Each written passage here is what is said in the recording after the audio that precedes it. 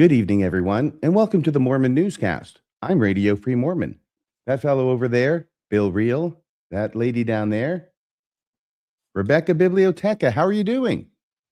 I am fantastic. It's World Tapir Day. I don't know if anybody knows that, but the tapir is the symbol of the post-Mormon world, and World Tapir Day. Go celebrate as you see fit. When did this happen, and who has the authority to, in the whole world, to say one day for one animal, though it is an important animal in Mormon apologetics? He's a great. I'll bet Dan Peterson was behind that. He was probably lobbying for that.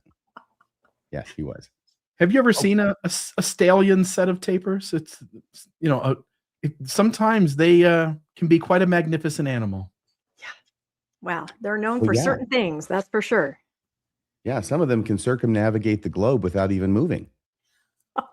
So having said that much, how do I get out of this? Well, let's go to the story, shall we, for tonight? Here is the title for tonight's show. The two main stories, we couldn't decide on one, so we had to combine them both in one scintillating headline. Christofferson abuse. That's Wade Christofferson. Abuse. The child abuse allegations grow while the LDS Church focuses on John Dehlin. That seems to be misplaced priorities.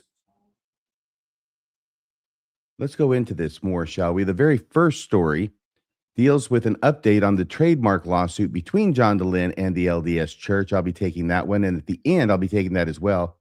Robert, oh, no. It's actually not at the end. It'll be in the middle. I'll just keep going. Another source for significant decline in U.S. Mormons. Oh, another source saying that Mormons are declining? New names for young women have LDS faithful shaking heads. New allegations of abuse against Wade Christofferson. That's where it is. Wow. Thank you, Mormon Stories. I agree with you. We are the best crew ever. Thank you very much. Very much indeed. LDS Church performs dizzying display of legal acrobatics. BYU professor arrested for enticing minor. That's BYU, Idaho, isn't it, Rebecca? Or I should say Bill, perhaps. No, it's my story. It's BYU. That's what I said. Yeah. On both instances. So it's BYU, Utah professor arrested for enticing minor sharing harmful material. That will be Rebecca's story. Wards and temples in Washington. The math is not mathing. And Robert Gurr and bad apologetics. Robert Gurr is the unfortunate person who locked horns with Bill Reel last Friday on a debate on the subject of whether Mormonism is true, and everybody left agreeing that it was not, even the faithful Mormons. That's how bad his performance was. Yeah, so let's go with the first story. I want to say something about this lawsuit against John Dehlin, which the church has filed, alleging trademark and copyright infringement. I went over that quite lengthily, or an hour and 20 minutes. Going over the complaint, the 30-page complaint that the church had filed against him with a few comments here and there. I have done some additional research since then and concluded that some of my surmises in this podcast were absolutely spot on, and I'm happy to say, and exactly correct. But I want to show everybody the kind of waves this story is making in terms of the backlash and the Streisand effect. We've got the LDS Church is suing me and Mormon Stories. That's John Dehlin. He put that up. There's tons of people were listening to that live and have since. There was, he also appeared over here on this podcast, and I'm just having a brain fart right now. Alyssa Grinfell. Alyssa. Thank you. Yeah, and so that one, of course, she has a huge audience, so that's getting the word out. Everybody's finding out about what the church is doing. And I'm not sure that there's anybody other than the most diehard Mormons who think it's cool. And a lot of Mormons don't. This is from Nemo. This is his thumbnail. Elder Oaks versus John Dehlin there. And it's also in the faithful side. We've got Jasmine without an E. Rappel E. That's where the E went to the end of her last name. And she did something about this lawsuit, church lawsuit. She's got a picture of John Dehlin there. There's Steve Pinecker. He did something about it as well. Rapoli Dehlin and LDS Church talking about the lawsuit. Then there's this guy over here. This is the Paul brothers, the Paul Bearer brothers, their website, the Latter Daily Digest or something like that. They have this other guy in there.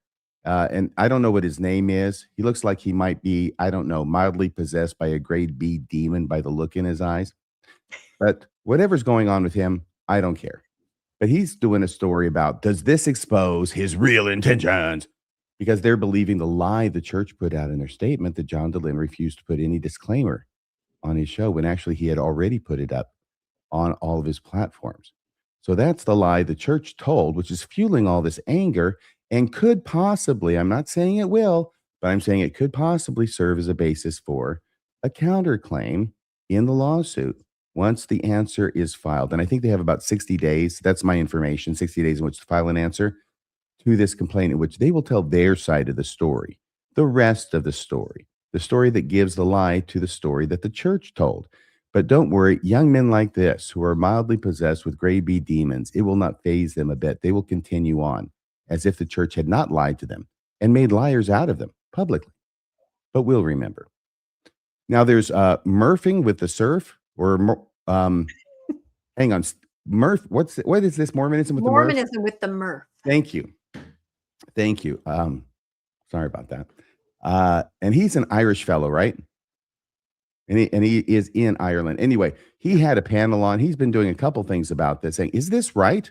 The LDS Church versus Mormon stories. And, he's got to be really, really careful, because I don't know if he's affiliated enough with the church to be just using their logo up there on his thumbnail willy-nilly like that. The church might take exception. So is this right? He had a panel about it with those individuals. Let me see here. I can name some of them. There's Colby, there's Steve, there's Jim Bennett, and then this fellow in the middle. Who is that? I don't know. And I was actually asked to be on this panel, but because I was out of the country, I said you were in Rome. Oh, yes. And I said I could do it next week. And then imagine my surprise where the panel popped up. I was cut out. But I don't know. For a while there, after you left the country, it seemed like you couldn't miss any opportunity to tell us or remind us that you were in Rome. I did. Well, I did post a few pictures. Yes. And it looks like you had a wonderful time. And I hope that you did. By the way, did you have a good time? Can you just give us like a 60-second synopsis? I feel like as soon as I left the country, all hell broke loose. Oh. Like they did it on purpose. I'm sorry. I meant to take this down. Can you start at the top again? I was going to say that I feel like when I left the country, all hell broke loose with the news. The lawsuit, the young women's names, I feel like they did it because we said we weren't going to do the newscast. Yeah, there's a lot of speculation out there. By the way, did you want to say anything more about your trip to Rome? No, it was really nice. I'd never been, and it was amazing. It's good to have a worldwide perspective, right? It makes you realize that here in Utah, it's like this, right? The world is like that. Yeah, especially if you can go to Rome while you're doing it. Exactly. So did you go to the fountain? Is it the Trevi fountain, the 3 coins in the fountain? I did. I ate gelato on the Spanish Steps, Audrey Hepburn style. I did every cliche. Wow. I've never been, by the way. But it sounds like a great time. And like you said, these things happen and you wonder, did they wait till I was out of the country? There have been similar speculations of a kind of frivolous sort, I think. Because when things start happening, then there are things that happen before other things or during other things. And then it's just this idea that we have as human beings that it means something, when sometimes it does, but more often than not, my experience has been it really doesn't. It's just coincidental timing, and you can make of it what you will. It's like when we're walking along a sidewalk and the sun has gone down and it's getting dark, and the lamp in the light post, right, as we're coming by, goes on. It's like, yeah, did it do that because I'm here? We're all narcissistic. That's the only way to look at it. Maybe I'm the only one who thinks that. I used to think that when I was younger, because it's just weird. I'm just walking by and all of a sudden it goes on. What are the odds? Yeah. Well, it has to go on sometime. Okay, so let's continue with all this stuff that's been going on. Hang on a second here. This is the one I want, I think. Yeah. So we were here with Mormonism with the Murph. And even the crazies over there at the Rise Zion. Sorry, but they're kind of nuts. We all know that. These are the last days loonies. And the leaked court documents. There were leaked court documents. Actually, they're just court documents readily available to anybody. But, leaked court documents does sound so much more exciting. And they tell the real reason, according to this, why it is that John Dehlin is getting sued. But the good news is that Jesus will probably come before this goes to trial. Now, this was the Friendly Atheist, I believe, and he did a show or an interview with John about the subject. And this is a short. Here's another short from somebody who looks familiar. I'm not exactly sure. Do you know who that is, Rebecca? It was all I could manage. I had horrible cell service, horrible internet. I went in a bathroom where there was some kind of light and tried to make a short. I was dying because I wanted to do an entire episode. Wait a second. You filmed this in a bathroom in Rome? I did. Holy cow. The lighting was good. Lighting was good. Well, it was the only place I could find. And the acoustics. You are devoted to your devoted. craft, Rebecca. Nobody can doubt that. Next time, use a vomitorium. See how that goes. And here's one. Here, once again, this Mormonism with the Murph. The church is suing Mormon stories. I think that was his first one. And once again, he's really pushing it with that logo. Look out.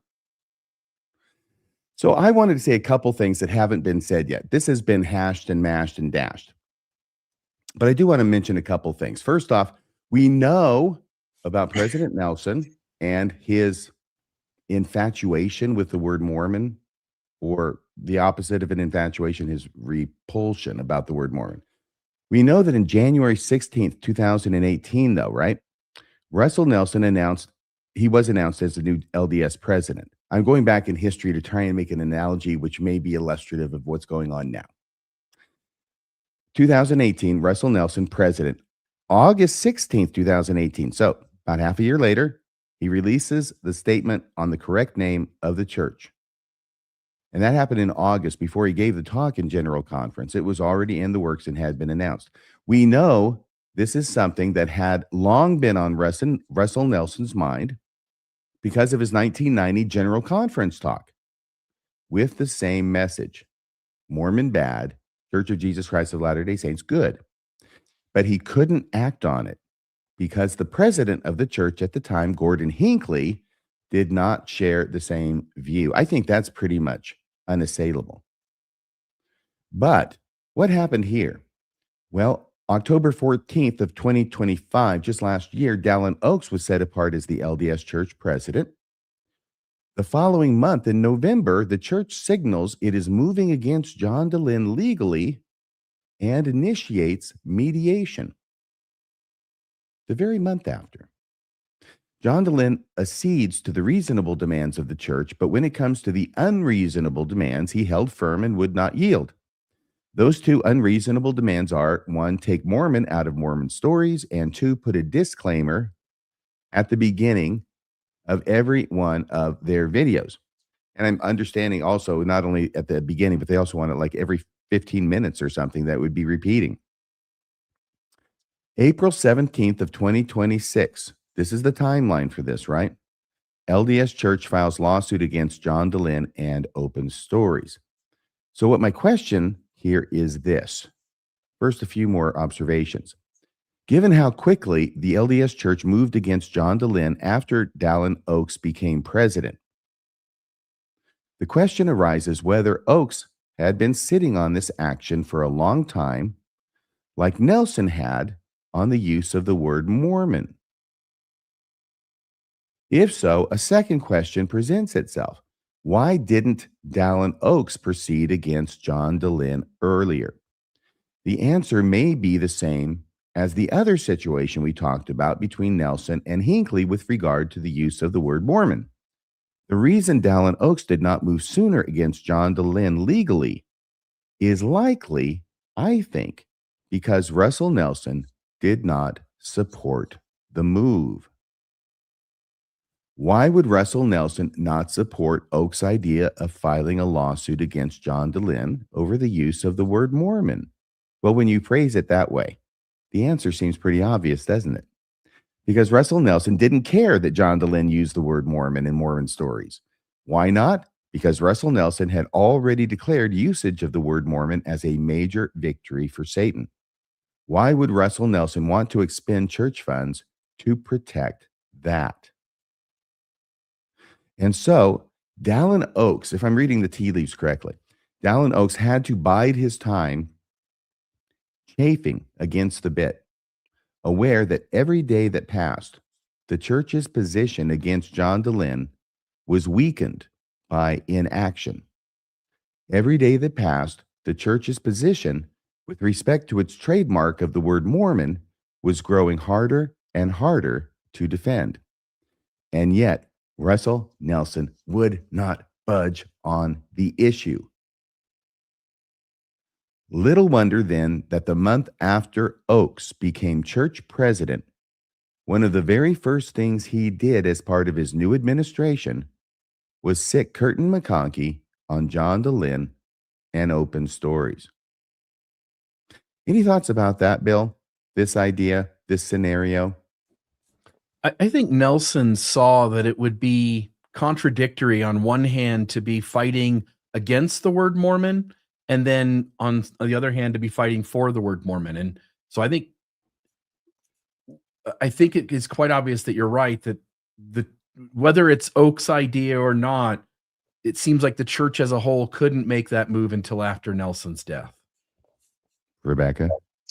Yeah, I think we'll see a lot of litigious things happening now that Oaks is the prophet. And it's possible that his desire to, go after people and litigate supersedes the idea of the Streisand effect, right? That we've talked about before. Maybe Nelson was a little more aware of that. And that is, no matter what you mention, people are going to take a look at it, right? I don't know if you know where this comes from, but it was Barbara Streisand. Somebody flew over and took a picture of her backyard. And she was like, I don't want this. So she sues. And that picture is all over the internet because the lawsuit drew attention to it far more. The image was downloaded, like hundreds of thousands of times. Had she just left it alone, nobody would have seen it. So it draws attention simply by the fact that you are drawing attention to it. So I don't know, but I think, we have a prophet who is a litigator, who's a lawyer. And I think we're starting to see things like this. Coincidence? I don't know. This one, I don't think so, but I can't prove it. But yeah, it seems like it might be. This was my final slide on the story. The question that remains is whether Russell Nelson's dislike for the word Mormon has weakened the church's trademark on the word Mormon to the extent that the church will not win its lawsuit against John Dehlin. He could have screwed this up for everybody. President Nelson could have screwed this up for the entire church. I'm suppressing chuckles of glee. But that's the end of that story. You've already given your comments, unless you want to say anything else, either of you. I was going to say that, no matter what happens, it's going to be very, very expensive to fight this. I mean, they have unlimited funds, so they can go on and on and on. So I hope everybody donates to John. His legal defense fund is being posted everywhere. And I hope they do, because it's going to take a lot. Even if he's in the right and it makes perfect sense to the rest of us, they can still drag it out for a very long time. Very expensive. Very much so, yes. Thank you for those words, too. The next story is about Torn by a guy named Jeff Strong. I think this is Bill's story. Is that correct, Bill? It is. And I want to preface this story. We've had so many conversations here on the newscast about all of the data points that talk about absolutely in the United States membership in decline. And as we've argued, much across the world. And yet the church wants to brag about these high numbers of convert baptisms and number of missionaries serving. And so the question maybe becomes whether it's growing or in decline outside of the United States in ways that make up for the decline inside the United States. But tonight, I was so awestruck at the data that a believing member, Jeff Strong, shared across multiple podcasts coming from his book and the research that he did. The book there is on the right, Torn: Why People We Love Are Leaving the Church and What We Can Learn from Them. Written by Jeff Strong, foreword by Steve Young. So I think that's interesting. By the way, I see that note. Where is the best place to donate? Soon as I get done with my story, folks, I will put those donation links in the chat for RFM and I and for Rebecca so that you can donate to both sides. But let me read this story here first. A new book titled Torn by Jeff Strong is making waves in Mormon circles, and for good reason. In a recent interview with Steve Pinecker in Mormon Book Reviews, Strong shared his estimate that roughly 40% of active Latter-day Saints in the United States have stepped away from the church since the year 2000. That's not 40% of Latter-day Saints. That's 40% of active Latter-day Saints. These are the people who say on the front end of the research that they had been active in the church in a significant way. These aren't folks who got baptized and were active for a couple of weeks and then went inactive. These are folks who were living dedicated, faithful, active lives in the church. And he says 40% of them have stepped away from the church since the year 2000. By the way, if you think that data point is a big deal, wait till you see the remaining slides. That's not a small dip. That's a major shift in just 25 years. And according to Strong, some outside surveys suggest the number could be even higher. What makes this more interesting is the tension between what's being discussed publicly and what isn't. Church leadership doesn't release detailed activity or retention data, but it's hard to imagine they aren't tracking it internally. Strong's argument is essentially this: the problem isn't just real loss.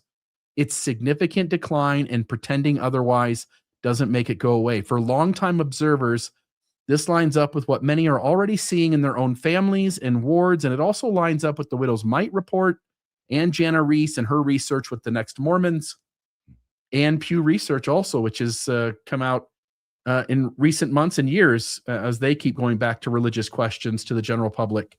The only outlet proclaiming dynamic growth is the LDS Church itself. The book dives into why people are leaving, and it's not just one issue. It's the familiar list of historical problems, and we'll talk about a little bit of that in a minute. It's about truth claims, social issues, and a growing gap between institutional messaging and the lived experience. Strong isn't just sounding the alarm, though. He also offers suggestions on how the church might respond, though whether those changes are even possible within the current structure is another question entirely. And I'll get to what he suggests is the solution, kind of an overarching solution with lots of little things that can be done. At the end of the day, Torn taps into something that feels increasingly obvious. The church is facing a real retention challenge in the U.S., and it's happening faster than many expected. The question isn't whether people are leaving, it's how many, why, and what, if anything, the institution is willing to do about it. You've seen those changes coming fast and furious. I think they're aware of the same data we're going to show here. First, I not only listened to the interview with Pinecker, I also listened to a couple of conversations that he had with Kurt Frankum from Leading Saints. And I've known Kurt for years. Him and I had lots of conversations early on in his time doing the Leading Saints podcast when I was still offering criticism of the church from a faithful perspective. I respect Kurt a lot, but Kurt is a faithful Latter-day Saint. And Jeff Strong is a faithful Latter-day Saint. And during their conversations, here's Frankum on the right, here's Jeff on the left. This is the podcast, one of the two that I listened to. But I'm going to share some slides that they shared in that podcast and show you the data that Jeff got. He was trying to get, I think, somewhere in the neighborhood of like 8,000 people to take the survey. And I think he ended up with somewhere between like 15 and 25,000 people who took the survey. It was significant. It's not a small number. So here's the first one. What do you value most about church? 45% said testimony, 33% said community, and then it's these other things: plan of salvation, atonement, prophets, covenants, temple, scriptures, priesthood, and sacrament. Only 5% of survey responders. And I just want to see if this was active, folks. Let's see here. I don't see where he says that. He didn't mention it in the conversation, but only 5% said the sacrament was the thing they valued most about church. Priesthood, only 10%. Scriptures, 12%. Again, so if we get up to the top two, I'll say this: if you don't look at Mormonism as a religious system and use their insider language, What would testimony mean to the rest of us? And for me, the way I would define that is, please give me certainty about my beliefs. So what is most important to the members of the church who took the survey is, can you please, the thing that church gives me is certainty about the church being true. And second is that it gives me community. Now, I think that says a lot, because we'll see in the following slides lots of issues with certainty about the church. I'm guessing that was kind of a multiple choice thing, because if I'm adding those right, that comes up to more than 100%. Yeah, let me go back. I don't know if people were allowed to mention like their top three. I don't know what his method was for gaining his answers. I didn't take the survey myself, so I don't know. But yes, my hunch is that somebody got to list their top three, or at least mark more than one. Yeah. But 45% of people mentioned the thing they value the most being testimony, 33% community. Okay. If I go to this next one, oops. My bad. No worries. Tension. So again, leading saints kind of put their thing on it, but this is what's interesting. Conflict, belonging, and comfort. Among those who are still participating, nearly half feel significant conflict My Lord. with their belief or faithfulness in the church. More than half do not feel a strong sense of belonging in their ward or branch. More than half said they are not comfortable with the church's culture. This would not have happened in the 80s or the 90s. We live in a different world today. Essentially half or more than half of people are uncomfortable with church culture, with feeling like they belong, and almost half of them feel significant conflict at church. It has only been in the last several years that General Conference has featured talks about church culture and how it's superior to all cultures in the world. Yeah. And can I just say that this tracks with Faithful social media, which I track all the time.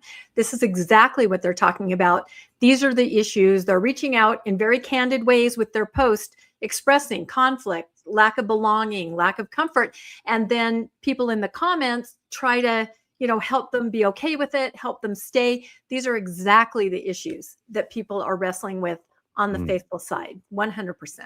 And it gets way worse. So the next one here, how comfortable are you in the culture? Jeff separated the survey respondents into two groups. He called one more traditional church members. And by the way, whenever he talked about this group, he mentioned they are the people who follow things like Scripture Central. And he named Scripture Central numerous times as he talked about the more traditional church members being a large overlapping group with the kind of people over at Scripture Central. So if we think of like Orthodox, apologetic, those folks, 73% of them are very comfortable at church. Only 22% somewhat comfortable, 15% not comfortable. Even 15% of them not comfortable. But the general church population, only 11% were very comfortable, 29% somewhat comfortable, and 60% of general church population. Again, this is Leading Saints and Jeff Strong's infographics designed to convey the information in Jeff's book. This isn't mine. 60% of people not comfortable. It says here the more traditional members are very comfortable with church culture. It is their culture, and they generally feel very much at home in it. This is quite different than the general church population, who are much less comfortable. Next one. How Christ-centered do you think the culture is? The church culture. More traditional members, 67% very Christ-centered. 30% somewhat Christ-centered. 1% not Christ-centered. But when we get to the general church population, only 27% of the general church population thinks that the church culture, the things we do that make us Mormon are Christ-centered. 68% somewhat, and still pretty low, 4% not. So there's that one. What do you think? Why do you think the church? Why do you think the culture is the way it is? 42% said tradition, 31% said community, 25% said leadership, 23% said misunderstanding, 20% judgment, 19% generational influence, 13% fear, 13% isolation, 12% complacency, and 12% arrogance. I would have thought I would have saw more positive things up here. Essentially, once you move beyond tradition and community, and those don't necessarily have to be good either. Leadership, maybe that's neutral, maybe that's positive, maybe that's good. But everything underneath those top three are all things that are obviously negative. That to me was telling. There is a great tension. This was one of the ones they spent a lot of time on. There's a great tension between what most members personally believe is important and what they feel the church culture focuses on or thinks is important, what it expects them to prioritize.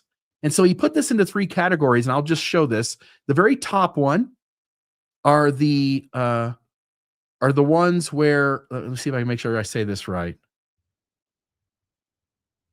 So on the blue is going to be what I personally believe. So what each respondent in the survey felt was most important in the gospel of Jesus Christ. And the gray is what those respondents think the church culture prioritizes. And there's almost always an inverse. So on the ones that the respondents, when the respondents replied to this question, they said the things that they prioritize in the gospel are love and care for the poor and needy, love and serve others, strive to be Christ-like, believe in and follow Jesus Christ and his teachings. The things that they felt like they prioritize, and they also thought the church to some extent prioritized, was keeping the commandments, living the doctrine of Christ, and attend meetings and activities. Now, when you get to the bottom segment, these are the things that the respondents did not see as a high priority, but which they felt like the culture did prioritize. Stay on the covenant path. Follow church leaders. Be sealed in the temple, attend the temple, keep the word of wisdom, serve a full-time mission, dress and groom appropriately. The respondent said these things aren't as important to us, but it seems like the culture makes these the most important things. And you can see that the gray there, again, what they perceive as the church prioritizing, and they could care less or at least little about. I think that one's an interesting one. And those are like the main markers of being a Mormon, or at least that's how I've always understood it. What do you have if you don't have, covered shoulders and no coffee? Yeah. Any thoughts from you, Rebecca, before I go to the next show? Yeah, that's a very telling slide. And I wouldn't even say that's culture. Those things that the church prioritizes, that's what the church is. That's the doctrine. Those are the steps. That's it. And the church is beating to the beat of the wrong drum, because you can see they're completely out of step, completely out of line with what the general membership wants to do, which is care for people. People are important, not these other things, this covenant path. So there's a huge conflict there. And I don't know if the church sees that, but I think more and more people are seeing it. And that's why we're seeing these stats of people walking away. Yeah. So to what you both just said, the members just want us to do the little things that are symbolic of what Christ stands for. Like you say, being kind to others, being supportive, having empathy, holding space for people, being accepting. And then you've got this church culture, which draws all these lines in the sand, and the people don't want it. But they recognize, as you point out, RFM, the church demands it. This is what the church is. This is what it means to be a Mormon. So when you see all the changes the church is making the last few years, be aware that they're also seeing this same data. They're aware of it too. Bill, so I don't forget, can I ask you this question right now? Please. Was there any discussion in the interview with this fellow, Jeff Strong? Is that his name? Was there any discussion or any attempt to harmonize these findings of his with the now numerous times that church leaders have said the opposite, that the church is growing? Yeah, I'll get to this at the end, but the what he said we need to do with all this data is he said, it's not that the people are demanding that the doctrine change. What the people are demanding is that we be forthright and honest about our history, that we not draw lines of us and them based on whether people keep these grooming standards or the word of wisdom. The other things that were on the list, again, I can put it back up. We can go back one and just talk about those for a second. When we look at this one here, they don't want people to feel shame and be isolated and marginalized because they don't dress and groom appropriately, because they don't serve a full-time mission, because they don't keep the word of wisdom, because they don't attend the temple, because they don't follow church leaders, because they don't stay on the covenant path.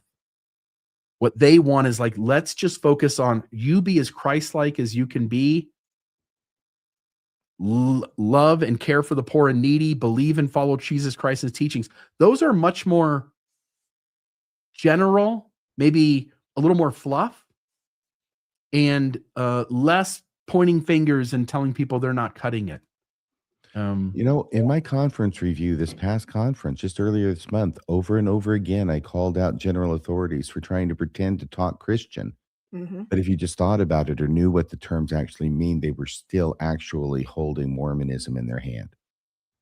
Yeah. And so they're trying right now to have it both ways. And one of the things Jeff said is this really is up to the leaders. The members can't do anything about this. The members are indicating what they want. Mhm. It's up to the leaders to let go of the Pharisee type mentality.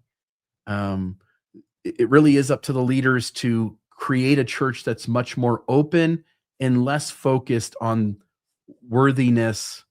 Again, you walk into any other church. I mean, the average believing Mormon goes, well, what would we have if we didn't have worthiness? Well, walk into any other church and worthiness just isn't a thing. The most churches out there acknowledge that we're all broken, and that, we talk about in Mormonism that, we need the hospital. The sick need the hospital. But Mormonism doesn't act like a hospital. It acts like a courtroom that passes judgment and issues sentences. And people want the hospital. They don't want to have to check their worthiness or their or all the commandments that they're keeping and try to gauge whether one is being really good at being Mormon or not. Just let people show up and let them feel loved, and let's speak of Christ, teach of Christ, admonish people to be more like Christ, but without all the judgment. And It's such a burden. Yeah. And this is going to be a difficult move for leadership to make, to allow members to show up that way. I don't think they can, and especially worthiness for children. I mean, let me say it again. Worthiness for a child does not need to be judged on whether they're worthy or not. Show me another church that has a handbook like the LDS handbook. That is where you see what they value. That is where you see their rules. That is where you see they're going to hold the members to these certain things to be accountable. No other church has a handbook like that. Sections and subsections of subsections. That's not what people want. Most major municipalities don't have a handbook like that. Yeah. And I thought, okay, that's Kurt Frankham. That's on the believing side. He's going to be a little more reserved with Steve, and he wasn't. So here's some of the things he shared on Steve's podcast. So here's the first one. This was the graphic that I shared. We should talk about at the beginning.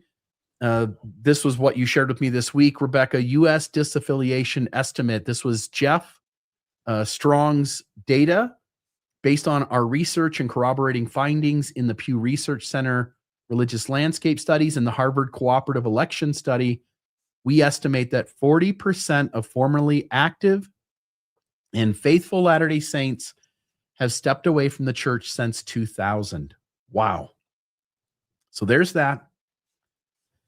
Here, I think these are worse. 4 primary reasons people have stepped away. The wave 1, lifestyle. I couldn't keep living this way. This is they wanted to sin. They were lazy. Only 6% of people would fit into that category of those who left. 42% said the problem is church history. The problem is our truth claims are based on historical events.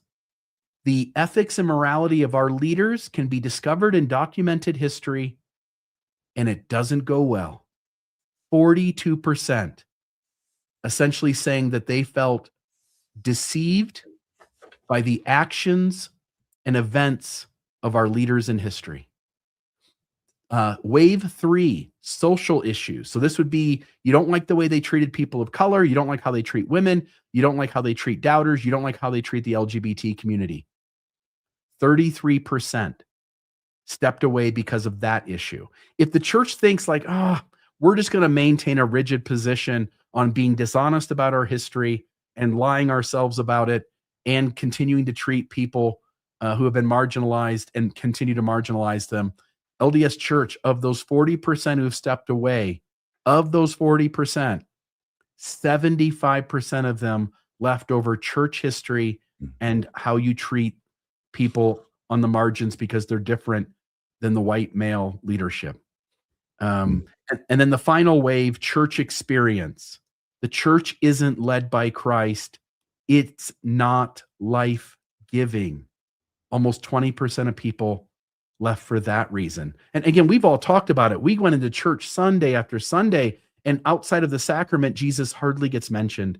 And even when he is, he's a way to lift up and prop up the leaders and to prop up the Mormon commandments and to prop up doing your genealogy and prop up doing your food storage and all the other things that Mormonism asks you to do. So to me, this was crazy. Here's another one. Faith transition is a serious issue. It's a sustained process. People go, oh, that person was lazy. They just made a decision one day and stepped away, and they just didn't read their scriptures enough. This is how much time people who leave the church spend wrestling with it. 1%, a few hours or weeks. 4%, 10 plus hours to several months. 10%, 40 plus hours, many months. Okay, that's 15% of people. Where are the other 85? Well, they're the ones who spent hundreds of hours and several years, or limitless hours and 5+ years. Yeah. The people who leave do so after wrestling with this for a long time. They wanted nothing more than Mormonism to be true. And as they kept looking, they kept feeling disappointed and deceived. This is a problem. This is what the faithful research is telling the church. And by the way, how many Mormons, I think it already answers that question, what you've talked about before, Bill. How many Mormons are in the chamber, ready on their way out? How many Mormons are already, on their way up those number of years and hours on the 2 right-hand columns? Yeah, he's going to tell you here in just a second. And this to me was the slide that was the most overwhelming to me. Let me get to that one here. So this one here is a snapshot where active Latter-day Saints end up. Which statement best describes your current beliefs? This is among respondents who self-identified as being completely or mostly active. So previously in the survey, they said, I am completely or mostly active. This is not us. This is the folks who go to church on Sunday. 25% of them said they're true literal believers. They're all in.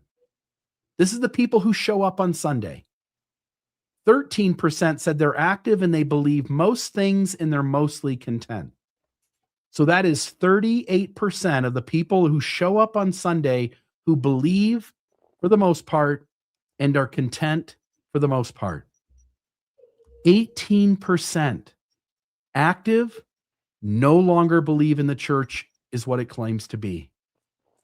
25% are literal believers all in, in just a little less than that, 18% still go, but they don't believe it. This church is not what it claims to be. And then you've got, again, I'm sorry, I'm saying this wrong. They had described being active at one time in their life, very active. So 7% are now in another Christian faith. 13% worship a higher power in their own way, not with any church helping them. And 23% are agnostic or atheist. So when you look at just those first three, 25, 38, 48, 58, 56. So that's what he's got at the bottom there. 56% participate in our church, but with very wide-ranging beliefs. 25% are all in. 13% are like, yeah, some things are true, some things aren't. I'm mostly happy here. 18% of the attenders don't believe it. It's not what it claims to be. Those folks, like you say, RFM, are already in their they're already in their hours and hours of research, heading down the direction of exiting the church. And how many of them used to be in the 25%? I wonder, because I look at that chart and I see me sequentially, my career in the church. Yeah. The church has a disbelief problem. Just to note that. Okay, that was the last slide. I'll just take this off. He said this is up to the leaders. The members don't need the doctrine to change. We want families together forever, and we want there to be ordinances and to get baptized, and we want things to work in the church in a similar way to what they do. We just want all the rigidity about what people need to look like, what they need to show up as. I don't know. I don't know what this church does to fix this problem. This looks like something that for them to fix it, they'd have to become Unitarian, right? Universalist. They could always give the truth a try. Yeah, well, I mean, That before they never totally works. fold and collapse and have to skulk away into the darkness, why don't they give the truth a try? yeah, that's Well, tough. it seems to me that sort of on a grassroots level, you hear people being happy and content in their ward. We have a wonderful bishop. He's very relaxed. We have, that kind of a thing. It's happening in a roulette kind of a way. But as, wards shrink, wards are combined, stakes are disbanded, people are all over the place and they're losing that community, which is the thing that they say is most important. And it's just a roulette scenario. So as soon as that goes away, I think people then start marching down that chain that you just saw of saying, okay, I don't believe so much. I don't have community. And finally, you just say, what's it all for? And maybe what's on the other side, right? There's a place and a time when your brain just kind of breaks open. It happens. And you explore or consider the other side of Mormonism. Yeah. So LDS Church, that's the data. I'm trying to figure out how high baptism or how high convert baptisms and high missionary numbers fit into that. It looks like about half the people who attend church have things that they recognize don't add up to be true, and a chunk of them think that essentially altogether it's not true. They just keep going. It'll be interesting to see that, again, last 10 years have been interesting. I think we'll have more change than we've had the last 10 years in the next 10 years.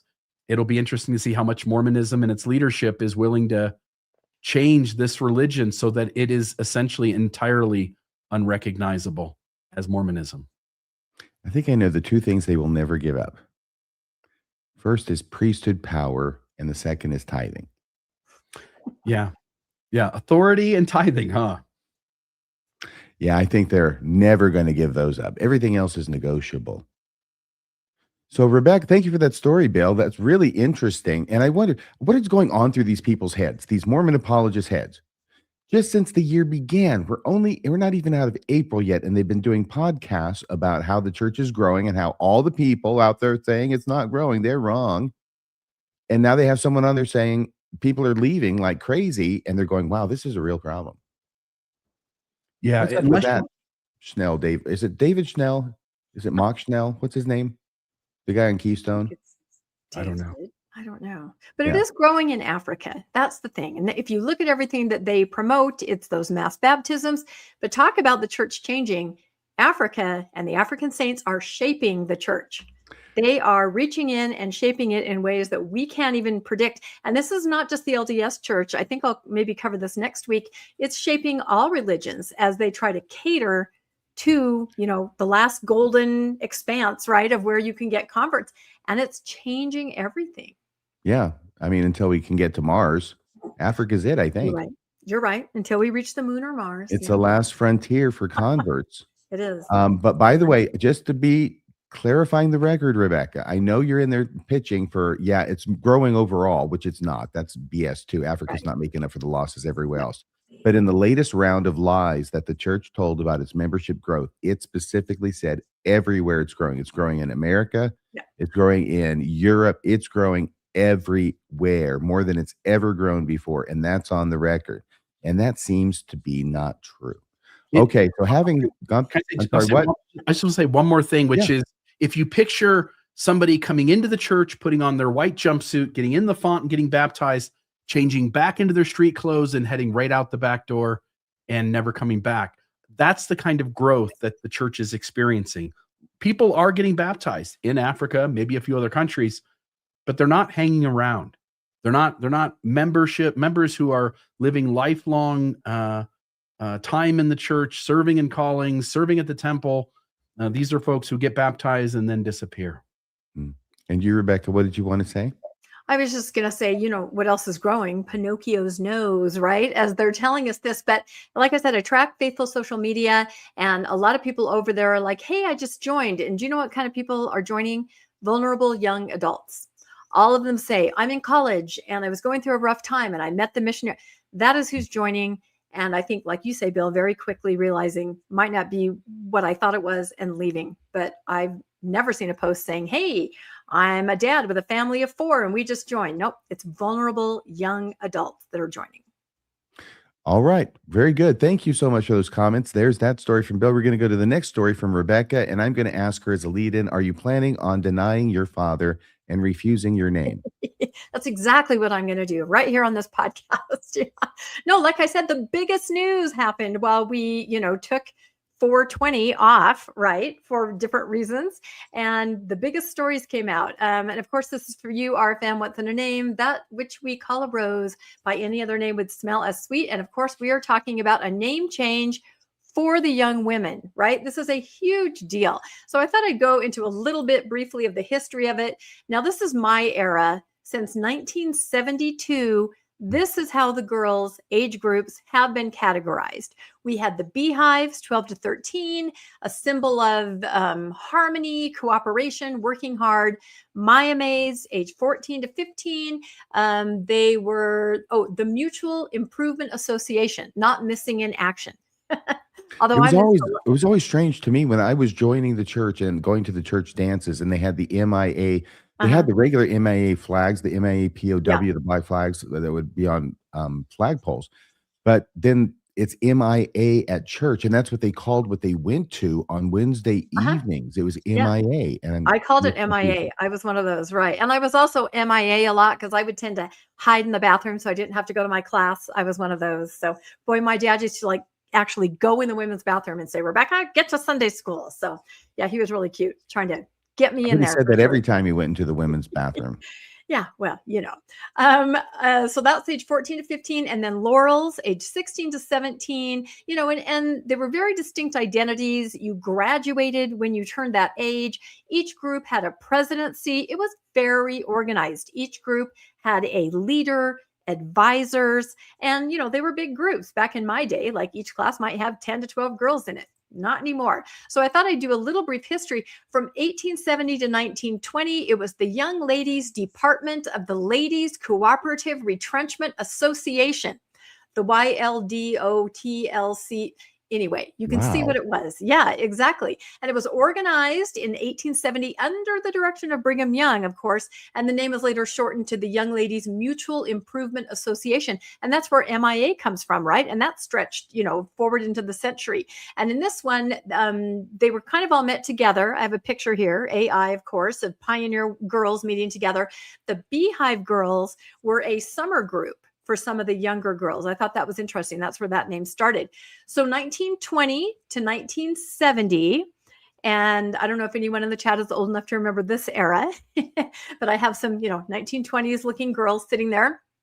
The name was the Young Ladies Mutual Improvement Association, and it becomes the Young Women's Mutual Improvement, the Mutual Improvement Association in 1934. And now there are two classes, the Beehive Girls for the younger and the Gleaners. Do you guys remember the Golden Gleaners? I'm old enough to remember people in my ward talking about that. I never knew exactly what it was, but that was the older girls group. So they were definitely organized in that way. Now we move forward to my era. I entered Young Women in 1978, and the 70s all the way up to 2019, the name was the Young Women's Organization. They changed it. They got rid of MIA, although we still called it that. There was a little transition there. And at that point, you've got the Beehives, the Maya Maids, and the Laurels. And that's how it was all the way up until 2019. I mean, talk about no change. It was pretty set in stone. Has it been that long? It has been that long. Look at that. 1970, to 2019. And it's been 7 years since they dropped the names entirely. I didn't know it was that long ago. No, this is what I'm going to show you. It's very interesting. So in 2019, we all remember this, the new 2-hour block was announced, to great rejoicing, and the Young Women now met every other Sunday. Now that's very different. They used to meet every single Sunday in their classes with their leaders every Sunday. But now, great rejoicing. I have a picture of a girl sleeping in every other Sunday, right? They're only meeting and getting in touch with their leaders every other Sunday, although they do still have activities during the week. Okay. What else happened in 2019? I had not put this together. After much pondering and praying, as it says in these articles from 2019, they got rid of the names and they went to simply Young Women, right? And they talk in these articles about how it's going to unify everyone. This is under the direction of the leadership. This is so important that they don't have any separate names, but they're all together in unity. This is what the Lord wants. They're just going to call them Young Women, right? And they've dropped the other names. Okay. So I have to say, it's very interesting. I said, where does that leave the young women? No age-based names, instead referring to children as women. I have a whole soapbox I could do, but I won't right now, about how inappropriate it is to call children young women. And also, they're only meeting twice a month. But all the articles I read said this is inspired. This is an incredible program. They're all meeting together. Now, I think it's because they didn't have enough young women. This is what I think. They didn't have enough anymore to divide them into groups. They had to have the meeting all together. And I've seen this anecdotally everywhere. They had maybe one Beehive, 2 Maya Maids, and 3 Laurels. They had to put them together in a group. What's interesting is that just a few days before the announcement of the new names came out, there was an article in the Tribune. What a coincidence. Talking about, what are our names? Who are we? What's our identity? I guess they forgot how in 2019 it was revealed and under the direction of leadership that they were young women. That was important to show their unity. So I made this meme says, but what's our name? And we don't really have a name. So how's Deseret Book and Etsy going to know how to make cute merch? That's important when it comes to these young women's name, right? So some of the names that were thrown out in this article just a week ago: Wayfinder, Truthfinder, Lightfinder, Priestess, Prophetess, right? Disciples, Believers, Doers. They're trying so hard to find something that's going to match the boys' names, right? Because a boy, a deacon, right? In other churches, that's a position of importance. A priest, another position of importance, and a teacher, also somebody, that has some importance.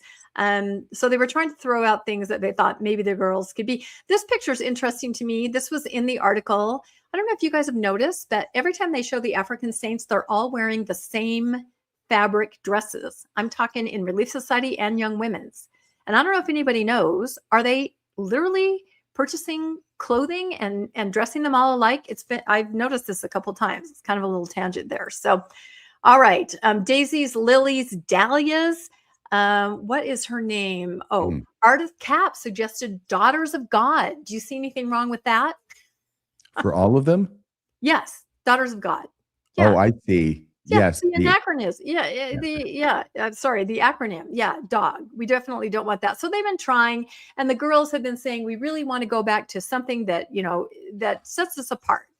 So all of a sudden, dialing it back, what is old is new again. March 2026, the LDS Church announces that young women meetings are going back to every single Sunday, right? Remember how I showed you the articles in 2019 where they said it's ordained the 2-hour block? And no, now they're taking it back to exactly how it was pre-2019. The young women will meet for 25 minutes each Sunday, every Sunday, with their leaders, right? And they say that's really important. And again, they prayed, and this is under the direction of the leadership, just flipping it back to how it was pre-2019, but it's inspired.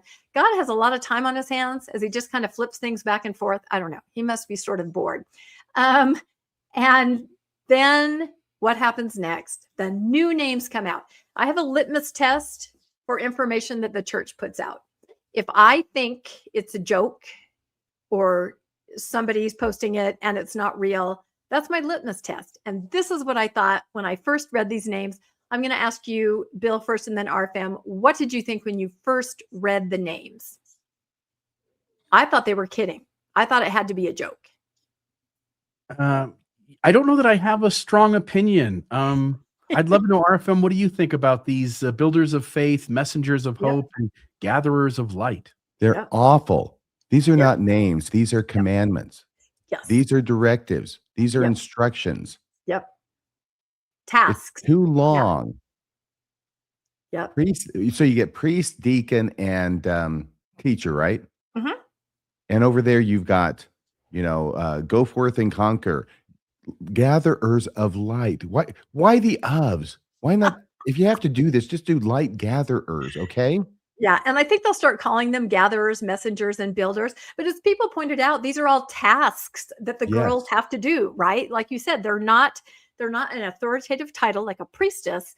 They are tasks, and they're super affected. And we're not the only ones that have noticed this. Can I mention something here? Yeah, go ahead. Sorry, they had to do that because under the old scheme, there was too much resting on their laurels. And I just want to say this, so I'm just going to take this down for a second, okay? About that idea, daughters of God. Hang on a second here. Let me take that off there. Got two. Okay. I don't know if you remember a little movie from 1984 called Ghostbusters. Okay, so she's a dog. She's a dog. That's what it reminded me of. Continue with your story, please. Continue with my story. All right, we'll breeze through this. I have a lot of pictures because it's kind of funny. Yeah, and I made that picture over on the side because the names are just so whimsical, fanciful, like a fairy tale. Of course, they're for the girls, right? But again, their focus is to prepare them for Relief Society. Everybody says that in all the articles. This is what the focus is.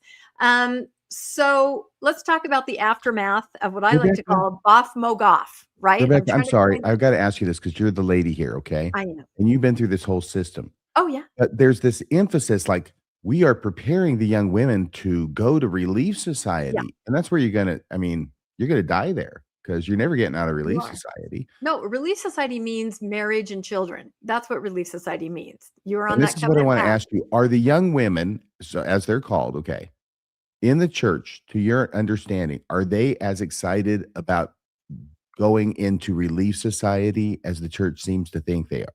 Yeah, I don't think so. I do not think so. Of course, I never had daughters, but yeah, I don't think so. So, of course, I had to make the picture that now the young women look like elves and fairies and fairy tale princesses, the Boff Mo Goff. That's exactly. So let's talk about what has happened since this has been announced. The Young Women's president has come out and said these are not ornamental names. I push back and say these are exactly what an ornamental name is. Gatherer of Light. This is absurd. And you'll see that the faithful members are also cringing at all of these. So I just designed these little t-shirts. Of course, maybe I should open an Etsy shop. I don't know. And everybody wondered, how do these names, who came up with these names? Well, the Young Women's president is assuring us that it was the presidency, that committee, the advisory council, and 5 20-year-olds. 5 20-year-olds who were recently in Young Women. And they came up with the names, and they're tearful about it. The leadership approved it. It's what God wants the women in the church to be called. So let's talk about the merch. Literally hours after the announcement came out, the merch started rolling in. There's even a song. This lovely young woman here has written a song, Gatherers of Light. I'm just going to scroll through these. I'm not making this up. Hours later, we've got keychains, we've got plaques, we've got wall hangings, we've got t-shirts, we've got my necklaces, Lord. we've got bracelets, we've got earrings. I'm waiting for bath mats and doormats. Didn't We've this got kind of thing piss Jesus off in the New Testament? exactly. It reminds me of Ponderize. Do you guys remember that? Ponderize, where the general authority gave the talk, where he coined the phrase Ponderize, and within seconds, a website popped up. It's kind of like think celestial. Everything's merch. So I have not seen it on Deseret Book yet. This is all Etsy, but it is everywhere. Now, what's the reaction from the faithful? The reaction is the face here. You can read these. Did they not run this past the correlation? I hate it. They're actually using the word hate. This is embarrassing. This is cringy. And I mean, these are just, there are pages of these kind of comments from faithful social media. I'm sure a lot of you guys have seen this, where they're like, what were they thinking? I don't want my daughter, I will not make her be called a gatherer of light. That's embarrassing. I don't want her called that. So they are not buying it, no matter how much the names were inspired. They're not buying it. Some of them are like, okay, we'll just make do. It's what they want us to be. They are not buying it at all. Are you guys, either of you, surprised at this reaction to these names? No, they're awful. Yeah, they are awful. That's another word that's used a lot. These are awful, cringy. I hate them. I mean, very strong. They're not even trying to gaslight themselves. That's pretty incredible. One person pointed out, I have seen the German and Portuguese translations they use for gatherer of light, bearer of light, which is another name for Lucifer. So there you go, in another language. One of the reasons they said they chose these names is because they easily translate into other languages. I don't know if that's so true, if the older girls have to be known as Lucifer. I thought that Well, I was guess kind it is true after all that Satan is abroad in the land. I guess that's it. And then the memes. Oh my goodness. We could go on for hours about the memes. People started thinking up new names for the young men: the collector of the tithing slips, the bringers of the bread, the blessers of the bread. This whole of thing, these whole prepositional phrases as names. Here are, I think this might be some D&D or Magic the Gathering cards, builders of faith. I mean, this is exactly this whimsical, magical, imaginary, right? A myth, mythological, which maybe that's kind of accurate for the religion. Somebody said, let's get Stephanie Meyer, the author of Twilight, on this. Let's have her put out some books: Builders of Faith, Messengers of Hope, Gatherers of Light. I mean, people are just having a heyday with this. Are you sure that's better than not having a name? Says one of the memes. There are just so many out there. And one post I thought was really interesting, and I'll end on this. Brandon Sanderson is a very popular fantasy novelist. LDS, a lot of people read what he writes. Some people on the faithful side said, oh, this is just like Brandon Sanderson. This alternate reality. This is one of his books, Oathbringer. So it's just this whimsical fantasy, mythological. It's a disservice to the young women. It certainly does not give them any kind of weight or importance. It's just fluff. And that's my opinion. Anyway, You should have named his book Bringer of Oaths. Bringer of the Oaths. Now, Yes, he's got everything Oathbringer, is one word. That could have Yeah. been cool. Light Gatherer, Well, one word. They're saying that they may sort of refer to it, in the wards like that. Hope Messenger, any of that, though. I mean, and maybe this will appeal to the kids that are into fantasy, which a lot of them are. But a person that I know who is a copywriter in charge of a whole copywriter department said, you know what? This is branding. These phrases are going to attract people on social media. They sound really cool. They sound really exciting. Do you want to be a gatherer of light? So she thinks that maybe they're doing it all for the branding because it sounds exciting. So I don't know. Final thoughts on this story. It was big, big news last week. What do you think, Bill? Yeah, what I'll add is, with the male side of this, the boys, you get these things that sound like church offices, right? You get deacon, teacher, priest. So if you're an outsider looking in and you hear those words, you think like adult male leader in the church, a deacon, a teacher, a priest. You don't think 12-year-old boys, 16-year-old boys. You just don't. It's going to be impossible for the church to give women, girls, the same kinds of titles, because they don't have the priesthood and they don't have these kinds of offices. So you have to get creative. And I'll say, like, Laurel and Beehives and Maya Maids, I thought that was bad. And I don't think this is any better, but I didn't have much to compare it to. I mean, Maya Maids and Beehives and Laurels was sort of silly names. They're not anything in comparison to deacon, teacher, and priest. I will say this last thing. It still is sort of degrading to the female side of the church because, oh, you get to be a messenger. Oh, you get to be a gatherer. Remember back 10,000 years ago when the men were the hunters and the women were the gatherers. So here's the gatherers and here's the messengers. And you only have one of these three that actually has some degree of actually being in charge and building something. And that happens to be the youngest age group, the builders of faith. So by the time you get to 16 or older, you're just a gatherer again. You gather, you can be a messenger. You're going to need female priesthood at some point if you're going to have things that are equal. I think it'd be very difficult for Mormonism to come up with anything that people would generally like. I like the early idea of donut makers of hope. Makers of the donut. Makers of the donuts. You have makers of donuts. That's the new Relief Society name. They're working on that. Okay, so thank you so much for that story. You know, there's a new accuser who emerges in the Wade Christofferson case, and the LDS Church addresses what his apostle brother knew. This ended up being a little bit more complicated than I had anticipated when I first started researching for this, which is my way of saying we are 1 hour and 11 minutes into this. And, you know, Wade is not going anywhere. He's on ice. He was denied bail. And I want to just try and skip this story for now and see what it is that we have left on the other side. And I can revisit this next week easily enough. It's not like it's time sensitive or, well, you know, it is kind of. You got this lady coming forward and saying that Wade molested her when she was in 8th grade back in the early 1990s. That's a big deal. So it is a bit, that part's time sensitive, but let's go ahead. I'm going to remove this from the stage here and I'm going to advance it to the next story. It ends up being a lot of slides. I'm doing a lot of advancing. Oh my gosh, there's more. Yeah. You'll thank me for this. But let's try this. This is the next story. I hope it's not Rebecca's. Is it Rebecca's?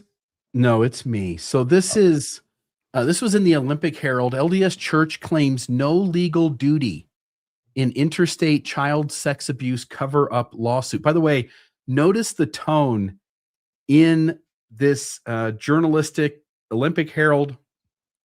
This isn't Mormons. This isn't ex-Mormons.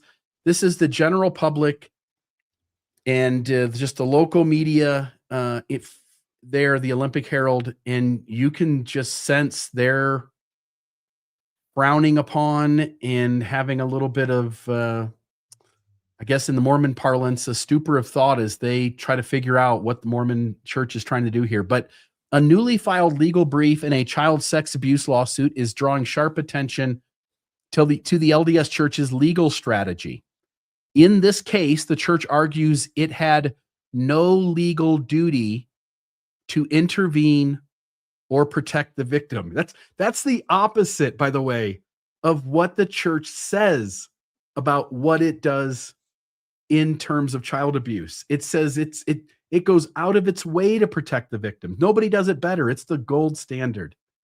It says no legal duty to intervene or protect the victim even after leaders were allegedly made aware of ongoing abuse. The lawsuit centers on claims that local leadership failed to report abuse and in some instances may have discouraged reporting altogether. Of course they did. The brief states plainly, quote, the absence of a duty to prevent intra-family abuse, unquote, is a deficiency that could not possibly be cured by the plaintiff's lawsuit.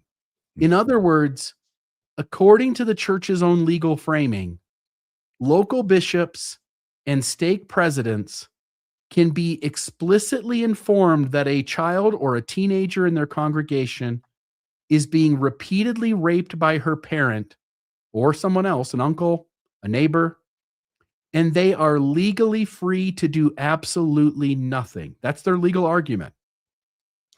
The amended lawsuit alleges that Washington Stake President Wade Pickett not only failed to report the abuse, but actively discouraged the victim's mother from going to civil authorities.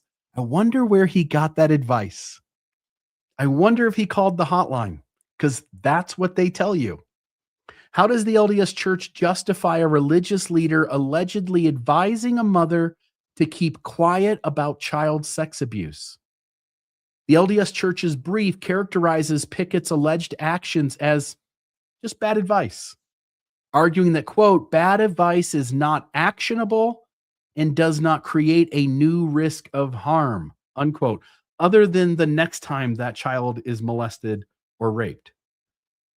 The attorneys go a step further, arguing that evaluating a clergyman's advice would violate the First Amendment because other courts have rejected clergy malpractice claims. The LDS Church essentially argues that its clergy has a constitutionally protected right to tell a parent not to report the rape of their child. The case becomes more complicated because the alleged abuse crossed state lines. That's always a big deal. Plaintiffs argue that the church leaders in Oregon were informed of ongoing abuse but failed to report it, despite stricter mandatory reporting laws in that state. If proven, that could undermine the church's defense and raise serious questions about institutional responsibility when abuse is known but not acted upon. At its core, the lawsuit isn't just about one case. It's about where responsibility begins and ends for a religious institution. The church maintains it encourages reporting and compliance with the law, but this legal stance suggests a narrower view of obligation. In other words, they're talking out both sides of their mouth. But what's new? The outcome of this case could have broader implications, especially as similar cases continue to test how far religious protections extend when they collide with child safety and mandatory reporting expectations. Now, I just want to note here on this last slide, this is just a cutout of the article itself. And I just want you to notice the tone. I'm going to read this. I want you to notice the tone of this Herald news article. The policy paradox. This was the last section of their article. Perhaps the most logically twisted argument in the brief concerns the LDS Church's own internal abuse policies.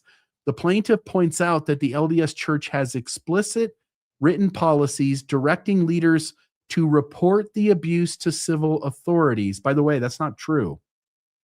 The bishop has one set of rules. He's to call the phone number.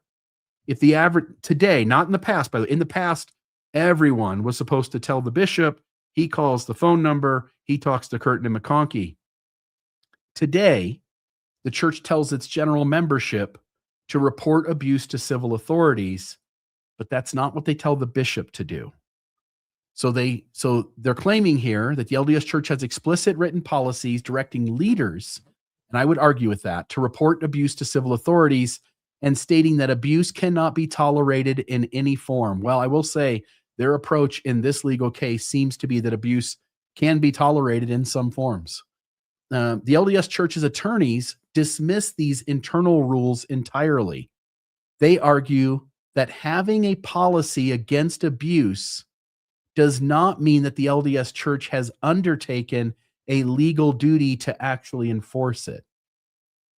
In a dizzying display of legal acrobatics, that's why I titled the story that. In a dizzying display of legal acrobatics, the LDS Church warns the court that holding them accountable for failing to follow their own anti-abuse policies would, quote, punish those organizations for trying to stop abuse that they have no legal duty to stop, unquote. I can't make sense of that. I can. You can? Please.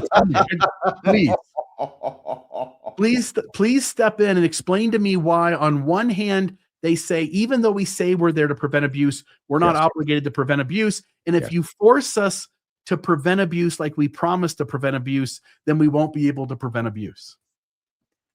Here's what the whole distinction that's being made here is legally liable. Are they legally liable in this case? Okay. Everything else is morality. And I agree with all of that the church has now put itself in this position of saying over and over again, because they keep getting caught, not protecting kids and protecting the predators, and it hits the headlines. Over and over again, they've had to reissue this dumbass statement of theirs. And it's only dumbass because they don't mean it, about how their number one priority and the golden standard and protect the kids. And we're disgusted. And these are so important. And we do everything that we can, which is all nonsense, of course, which this case demonstrates in spades. I want to underline all of that. But all they're arguing is that we didn't have a duty to protect. Okay. Tort law, which I studied under Professor Wellborn back. It was a full year class, my first year, 86, 87 at UT. There are 4 elements to a tort or an injury case like this, personal injury, whatever you want to call it, this kind of case. 4 elements. The first is to succeed. You have to have a duty. In other words, you have to show that the defendant has a duty not to hurt you or damage you, right? They got a duty. Second is a breach of that duty. They have a duty, but they breached it in some way through negligence. Proximate cause between the breach and damages are the 4th element. If you've got duty, breach of that duty, proximate cause that causes the damages, in other words, it's the breach of the duty that directly caused the damage that you're complaining of. That's the proximate cause part. Then you've got a lawsuit. If you don't have any one of those 4, you're out. So what they're attacking, which is what you would expect a law firm to do for a client, is attack any of these that you possibly can. And the one they're attacking is number 1 on the list and saying the church never had a duty to protect in the first place. Okay. They don't have a legal duty to. Are they hypocritical? Are they showing how little they care about their children by this happening over and over and they're not doing anything about it? Yes. But the argument is different than that. The argument is they have no legal duty to do it. Therefore, they can't be held legally liable in the suit. It should be dismissed. And that's why it says in that very strange paragraph, in a dizzying display, that one, of legal acrobatics, the LDS Church warns the court that holding them accountable for failing to follow their own anti-abuse policies. In other words, these are the policies. They don't make us legally liable, but we want to try and do this to protect the kids. This is what the church is saying. Would, quote, punish those organizations like the church for trying to stop abuse, even though they have no legal duty to stop it. All right.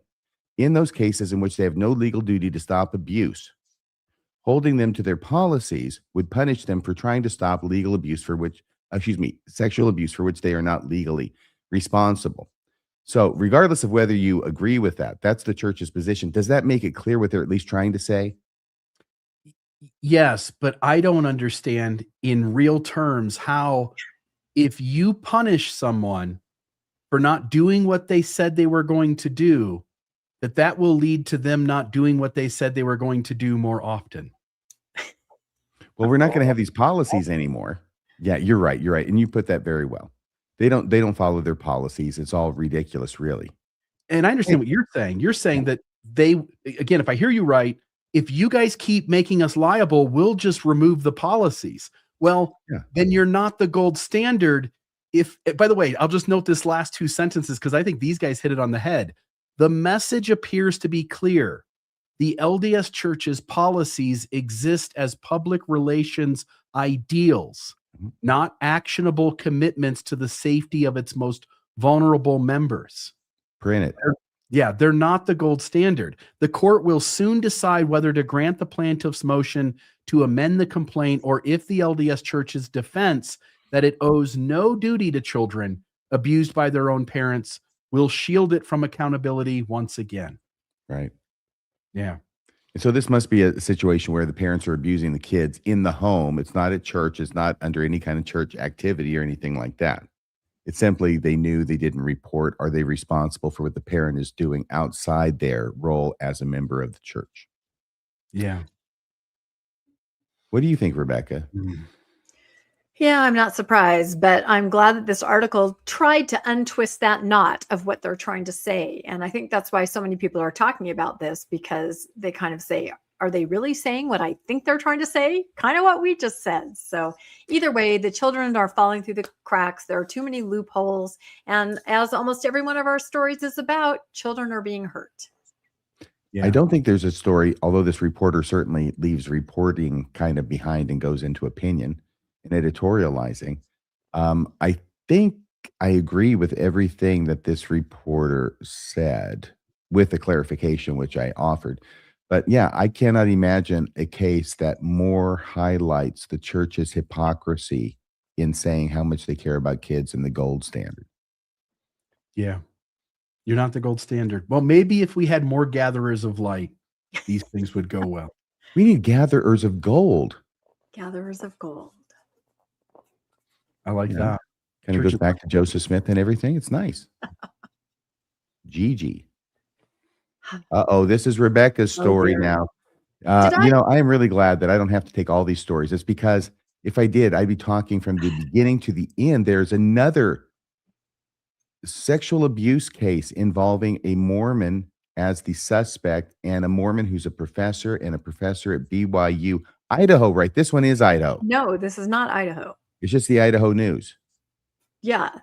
I Good thought Lord. this was BYU proper. Yeah. But Okay. now, so I had to get up and let Angry Alice out for a minute. Did you skip Wade Christofferson? I did it so fast that you missed it completely. It was like that. It okay. was really quick. Boy, we move at light speed here. Yes, this is a BYU professor arrested on suspicion of various child sex crimes. And you're right, RFM usually covers this.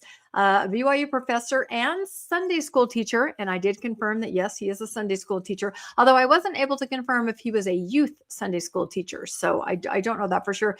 He was arrested for various child sex crimes after engaging with an officer in an undercover operation. So this is, he thought he was talking to a minor, but he was actually talking to an agent. This is Stephen Henry McKean, 32, of Springville. He is a mathematics professor at BYU. And somebody alerted the police to a message that he had left on a message board where he says, "Hey, I'm 34 in Utah here. Seems like you might be fun." The officer, posing as a 17-year-old girl, went through, how they kind of do these and kind of made sure that he knew that the person he was talking to was 17, and the guy asked for pictures and they were able to provide something. Anyway, back and forth until finally they were able to get a warrant, go get his phone, go to his house, and went to his address. That's right. And so he has been arrested and he's in the Utah County Jail because of his inappropriate things that he did, thinking that this was a minor. And I was able to find out that he was a Deacon's Quorum advisor for 2 years prior to this. He was just barely made a Sunday school teacher on March 8th, and he was released on April 22nd, which I believe is the day right after all this information came out. Typically, Rebecca, these go down with an invite and the person comes over, and usually the mark, the person who's not the kid, asks them to bring something from, the sex store, like lubricant or condoms or something like that. Pardon if the kids are in the room. And then he is grabbed when he pulls into the neighborhood and parks, and you have him with all that stuff in the car. Showing his intent. Evidence. Yeah, I wondered about that because this was just online with the officer and then they went right to his home. Well, whatever the charges are going to be, you can get a charge of attempted rape of a child in Washington based on the facts that are not present that I talked about, which usually are. But here, what do you have? Communication with a minor for immoral purposes, which is a misdemeanor in Washington. I don't know what it would be in Utah, but it's not quite as nowhere near a serious offense, I think, as if they had caught him trying to complete the deal. Right. And they could have manipulated that scenario. They could have said, "Let's meet, purchase this." There's I don't no know why they kid. did. Why does there have to be a house? I don't understand. Yeah, I don't know why they had to do that either. But the thing that He might have terminated himself, by the way. And that's true too. He's been placed on administrative leave effective immediately. And then they go into their statement. This is BYU. We condemn abuse in any form. They say this every single time, but I thought this was interesting. This next slide, there was something circulating. I don't know if any of you saw this. It was sort of a pseudo letter written by an HR person, supposedly from BYU. But to get across the point that BYU has, you have to have a temple recommend, you have to sign that oath in order to work there.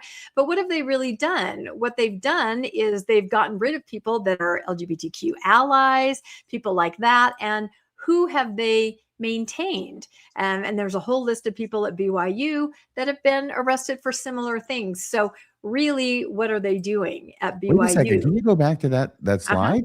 Yeah. What are you talking about? Stephen McKean. That's the guy we were just Mhm. talking about. He just got arrested, We've right? covered Mark all Bob. of these guys. Yeah, we've covered all Michael of these. James Clay. What Yep. about him? He was a professor?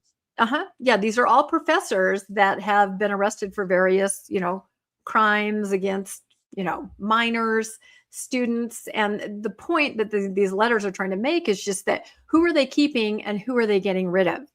They're getting rid of people that, are allies, with the temple recommend questions and everything. So I think they need to maybe look at what they're overlooking, right? So the bottom line here is over the same 5-year window, the university has retained until external law enforcement intervene professors who sexually abuse their student interns, possess child sexual abuse material, solicited minors online, and weaponized the Sunday school calling for access to underage women. So again, the BYU policies, who do they keep and who do they let go? It just doesn't seem to make any sense.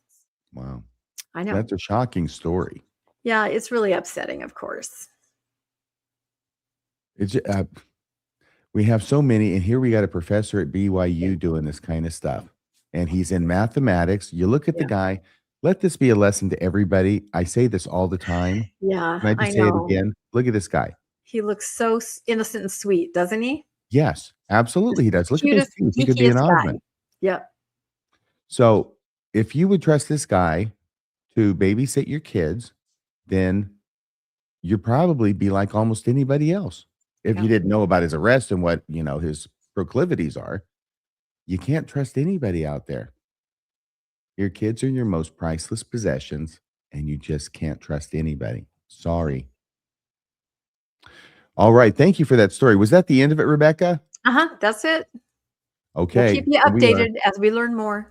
Here's a story by Bill Reel talking about my neck of the woods, Seattle. It's a weird story. The wards are getting sold like crazy, but the temple's getting built as those wards are being sold off. Anyway, I'll just note here this. I got there twice. Sorry about that. The Seattle Times is reporting that the LDS Church plans to sell several meeting houses in the Seattle area, even as it continues moving forward with a new temple being constructed nearby. The plan includes selling roughly half a dozen chapels across Western Washington, a move officials say is part of an effort to better align buildings with current attendance patterns and geographic needs, whatever the hell that means. I think it means there's nobody going to the church anymore, so you may as well get some money off of it. It means shrinkage. Sounds like declining membership. But no, it's growing everywhere, everyone. Everywhere.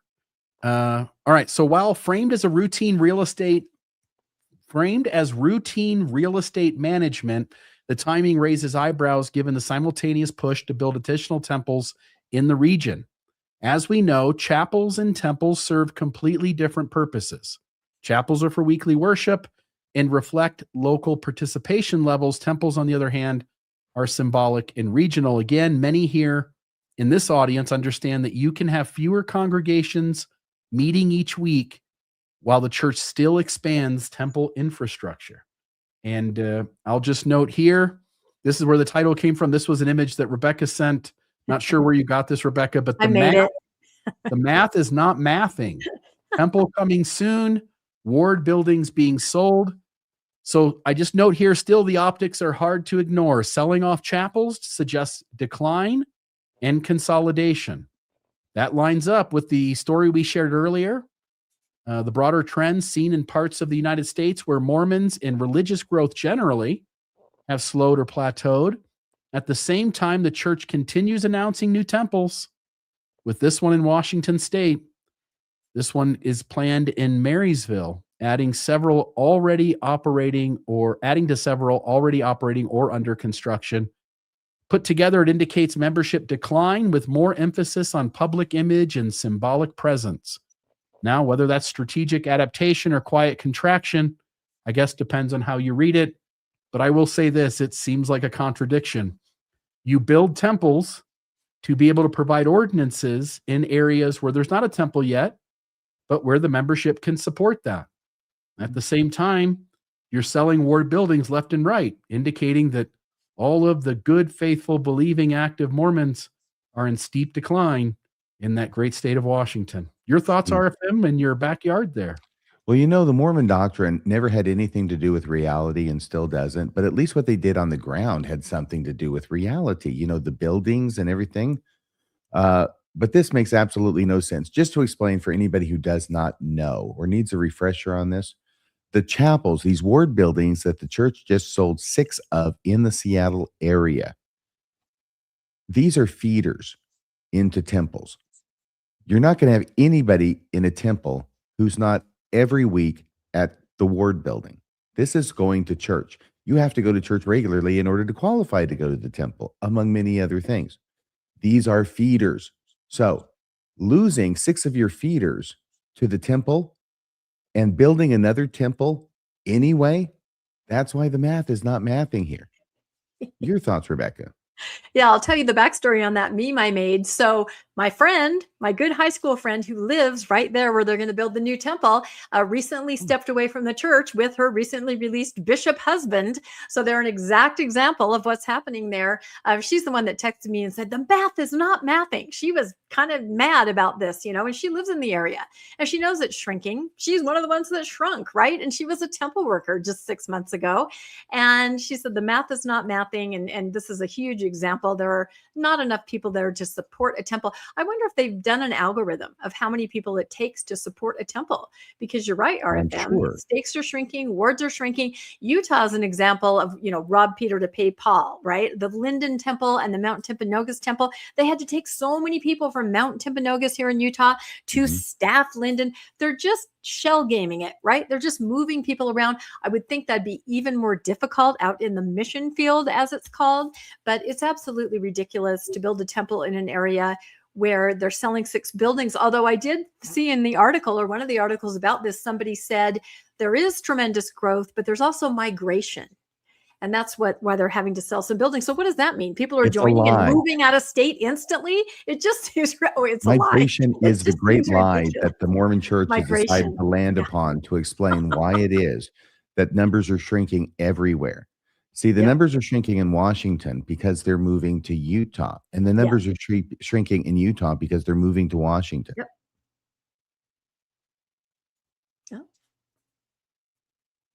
Everybody's moving. All the Mormons are moving to some place, and we sort of lost track of them, but that explains it. They're in transit. They're We're on migrating people. Yes. All going to Africa. Oh, right. So this is, we're getting to the end here. By the way, Rebecca, I was just joshing with you. I said I was not going to cover that story because it's too long and complex. I just touched on the main part of it, and I'll revisit it on a future episode, perhaps next week. Good. I hope you will, because there was a lot of good stuff in there. I thought, was I gone that long to take Angry Alice out? Yeah, I was just kidding. You weren't gone that long. I hope not. This is the debate that Bill had with Robert Gurr. He's great about, is LDS theology true? This was you missed me, didn't you, Rebecca? I did, actually. Yes, thank you. I missed both of you. He's great. Robert Gurr in the debate with Bill Reel, is LDS theology true? It ran last Friday night. It's almost 3 hours. And I think Robert Gurr is probably still walking funny after the reaming he took from Bill Reel.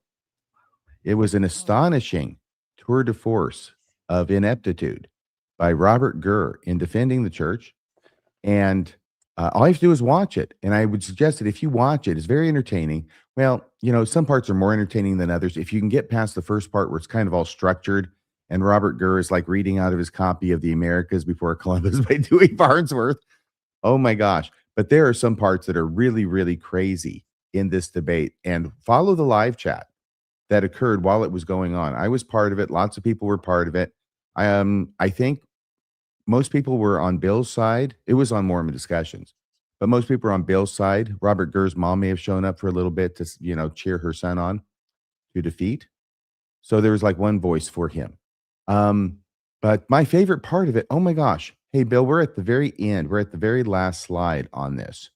So if I take that off, thank you so much.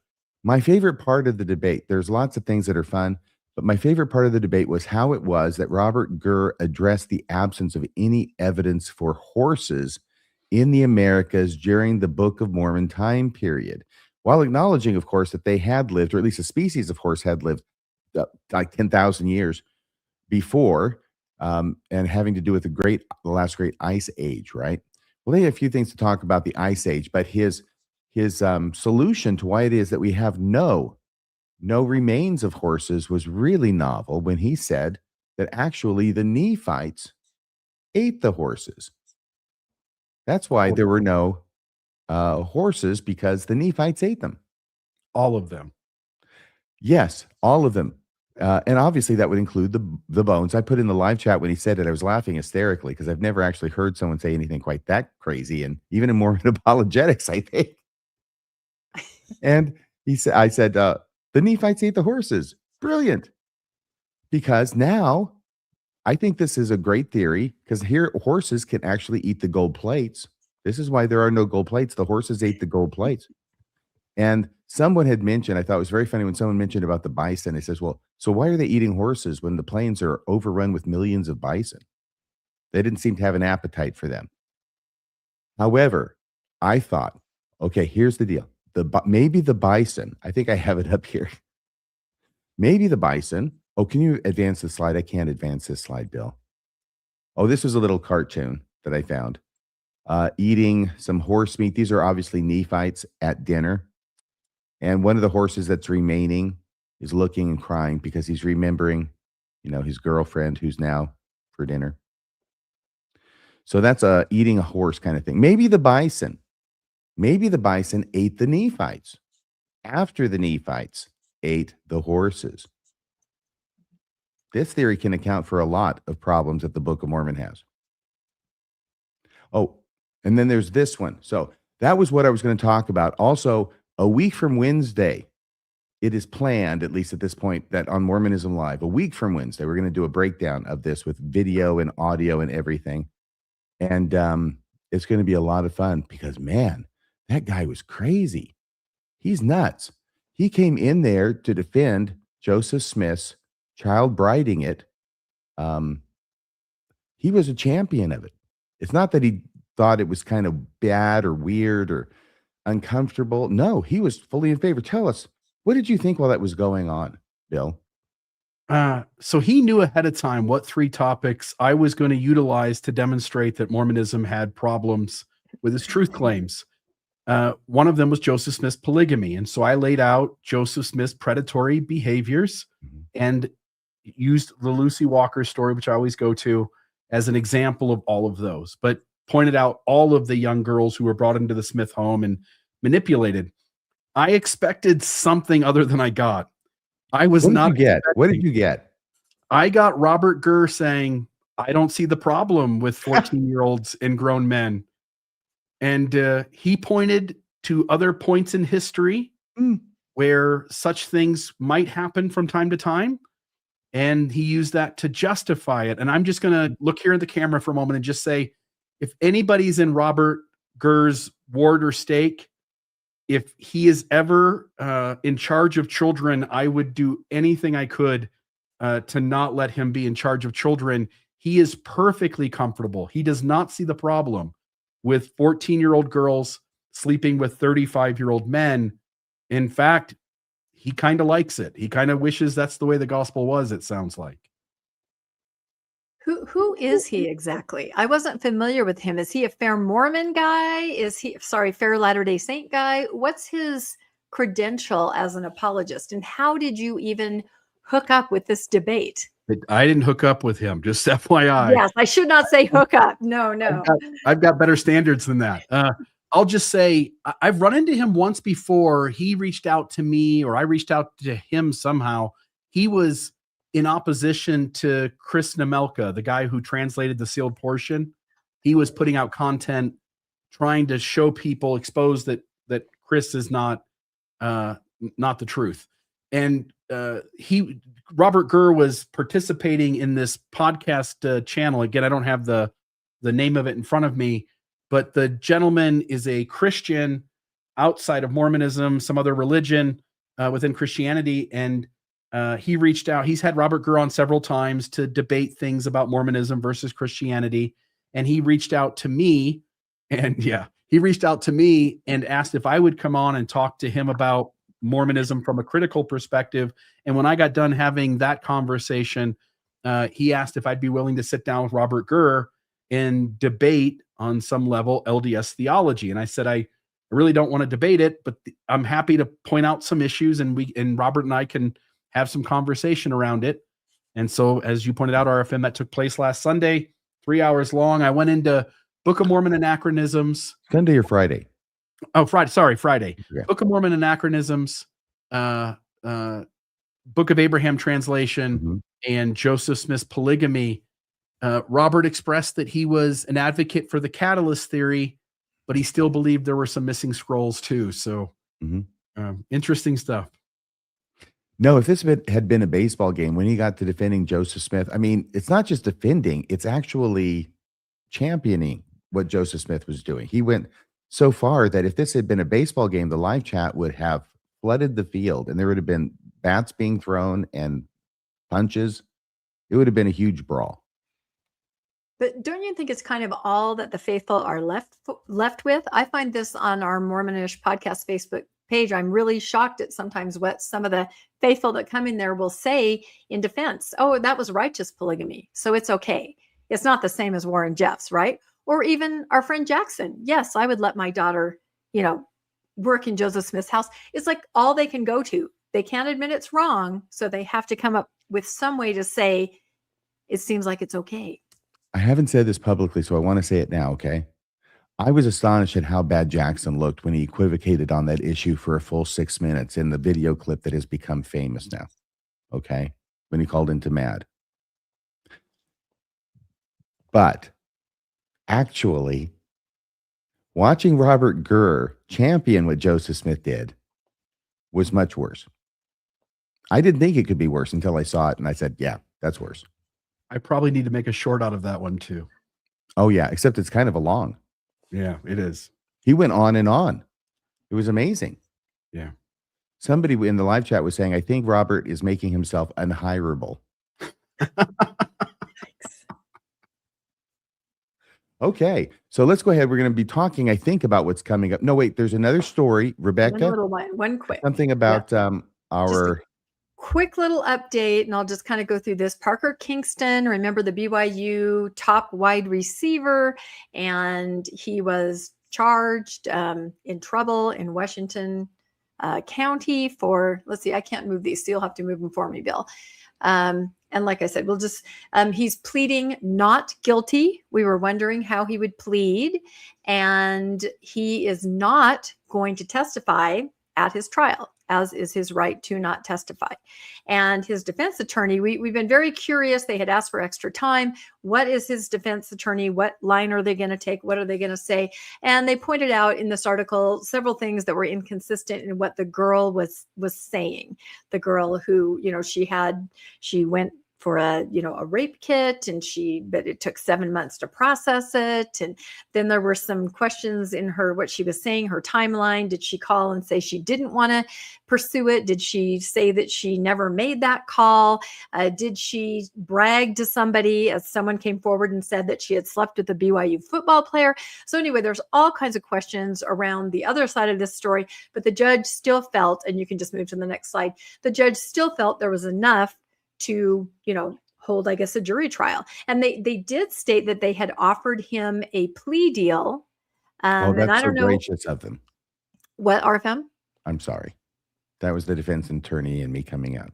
Oh, that's so gracious of them. They give him some kind of crappy plea deal, which I imagine he rejected and said, no, I think I'll go to trial on this. Yeah. Because I like my odds. Yes. Reading some of these things, and you can go to the next slide, I'm kind of like, wow, there's more to this story, I think, than any of us thought. So, and you can go to the next slide. I have one more. So anyway, we'll see. We'll keep you updated. But Parker Kingston, and remember, I had showed that picture a couple of weeks ago of him at the Linden Temple Open House. Looked like he was still kind of there with his fiance, so that's kind of interesting.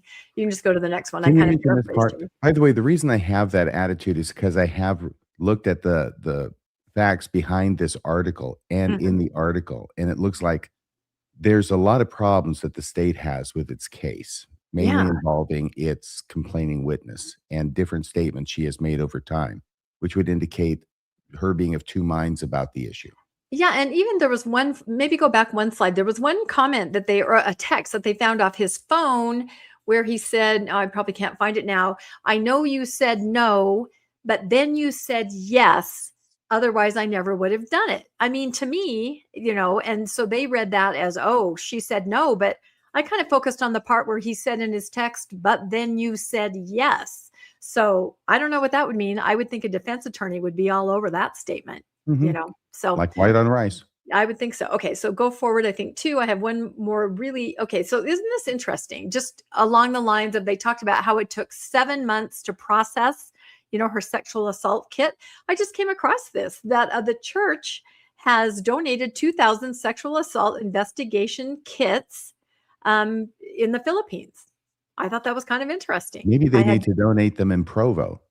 I don't know, but they're trying to make it easier for people to get justice and to use science to get justice. I just thought that was, I know they always talk about the different things they donate humanitarian wise, but I thought that was fascinating. Sexual assault kits in the Philippines.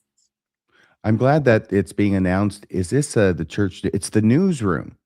Yeah. It's being announced with a huge press release, and that paragraph strikes me as kind of funny in that context where it says that goal is now a reality, and the Church of Jesus Christ of Latter-day Saints played a quiet in the news announcement, a Yes. quiet but pivotal role in making it happen. They are Yes. so humble. Yeah.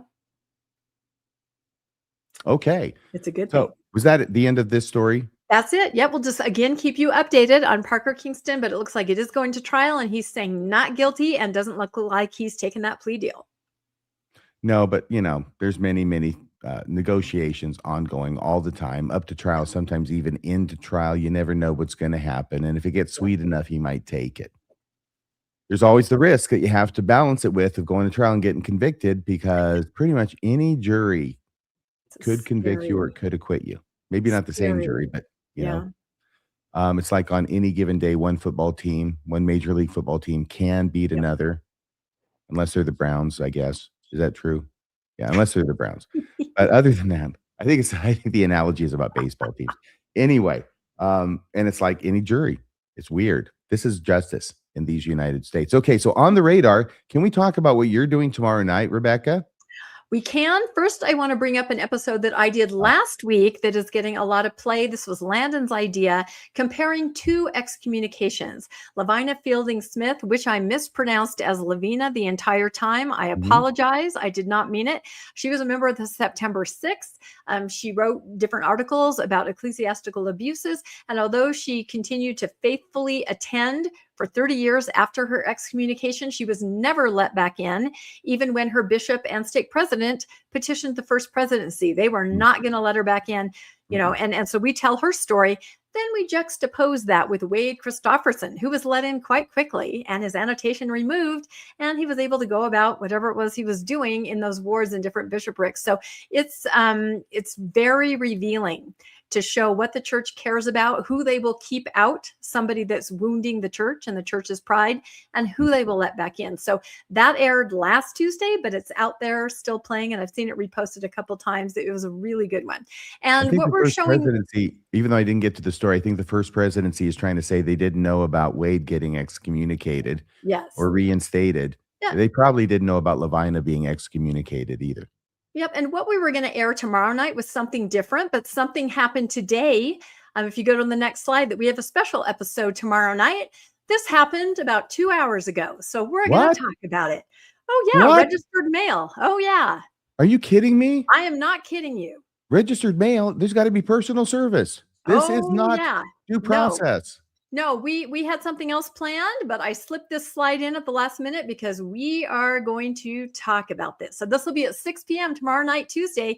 For those of you that are listening, the headline is Excommunicated, Mormon Issues, Landon Brophy. Okay, so hang on a second. Do you mean that this letter says he's excommunicated or it's summoning him somewhere? Oh, no, he's excommunicated. Did he get summoned somewhere withdrawal of membership. Yeah, it's kind of an interesting process here, but I will say that Landon has not actively attended church for almost a decade. And I don't, people that are excommunicated are the ones that are still associating with the church, right? We've got a Natasha, a Nemo. when we talk about oaks and we talk about going after people and we talk about a new day, I think this is completely related. So expect me to be really spicy on the podcast tomorrow night. Okay, so he got a letter, registered mail, saying he's excommunicated. Well, we're going to go through the whole process. He Yeah. had been receiving some texts and phone calls, but nobody said who they were or what they wanted. There was another registered letter that arrived about 3 weeks ago that he didn't pick up because he was out of town. Well, that was the one summoning him to his. I think so. And that's so why it has to be delivered. This letter did say, we've tried everything in our power. His bishop lives next door. I think it's the bishop. Anyway, yeah. But I just thought this was very interesting. And it made me think about you, RFM, because you're kind of a Landon-like person, still, you know, I'm on not the roll, ginger, but having not attended for a long time. And I will say that Landon has not even been on the podcast for about the last year and a half. You guys know this. His work has gotten really intense, and he's maybe on, I don't know, once every month or so, or every couple months. So this is really surprising and interesting. But you guys are going to want to tune in tomorrow night at 6, and we'll go through the letters. We'll go through all the details. But yeah, wow, that's that sounds big news exciting. tonight. Yep, breaking news right there. Holy Toledo. Holy Toledo. Even Elder Oaks Dallas is not coming after me because we are both members of the Order of the Garter. Oniswaki Malipons. Okay. That's the secret token and sign of the members of the Order of the Garter. Oh, this is Mormonism Live on Wednesday night. Yeah, we'll be sitting down with a gentleman by the name of Sam Clemens, whose education is in psychology and around children and trauma. He's a clinical licensed social worker, I believe. And he's just completed a ton of research on how children within Mormonism are affected by the programming and the theology. And so we'll have a great conversation Wednesday night with him. This will be titled Conditioned from Childhood. So this will be Mormonism Live, 6 p.m. on Wednesday. Well, I guess the ones that aren't leaving voluntarily, they're excommunicating anyway. I'm sorry. I'm still thinking about, I apologize. Conditioned from childhood. Yeah. I don't know about that because I wasn't conditioned from childhood in the LDS Church. Right. You joined as a 18-year-old? Yes. And you, 19? 17. So 17. About the same. So that'll be Wednesday night. I think it'll be a great episode. We've got a lot of ground to cover, and he's got research on this. And I think you'll find him very insightful about the effects on children in Mormonism. So look forward to that. And then Thursday morning, this will be the latest in the series. This is King James Bible in the Book of Mormon. I love how it's got steel there under the magnifying glass. That's from Thou Shalt Not Steal, probably. Yeah, so I'm sure that's what it is. From the Gospel of Matthew there, which, you know, strangely enough, parts of Matthew make their way into the mouths, the penmanship of Book of Mormon authors. So Matthew was popular amongst the Nephites. He was very, very almost popular. up there with Isaiah. Matthew and Paul was a big one. Paul's writings were really big among the Nephites too. Paul had a lot of good things to say. All right, there's that. And then we turn to Friday. Yeah, so last night we had Wendy on as a special co-host, not permanent. Mormonism After Dark with Radio Free Mormon. By the way, I thought she just conducted herself so well, and she looked so comfortable. So afterward, I found out, she was terrified the entire time, she told me. And then we had issues with the audio, which didn't make it any better, but everybody was great and made her feel really welcome, and I appreciate that. So we'll see what happens this Friday. We're going to have a lot of fun there and hang out. It'll be Friday this week, 8:00 p.m. Mountain Time. It's where all the cool cats hang out on a Friday night and sort through their deconstruction and have a few laughs and some good times. And then the last one is you have Radio Free Mormon there. I thought I had put the other one over it, but anyway, you're talking about what I'm going to be doing next. Heck if I know at this point, but hopefully it'll drop on Saturday night like it's scheduled to. It'll be great. Actually, I have several ideas in rough draft form. So if nothing else happens, and things just seem to be popping at this time of year, I'll grab something and I'll have a fantastic episode for you there. This was the one that went up last Saturday. You know, people cannot get enough of this lawsuit. I showed all those things. I mean, people are eating this up. It's like popcorn, the views on all this stuff. People are fascinated. And I think a lot of people are thinking, this kind of looks like, I don't know, Walmart beating up on a little mom and pop store. Because Walmart thinks this little mom and pop store is competing too much with its multi-billion-dollar greatness. So they're going to crush it like a bug, and they're going to bring a lawsuit to try and drive it out of business. Not good optics.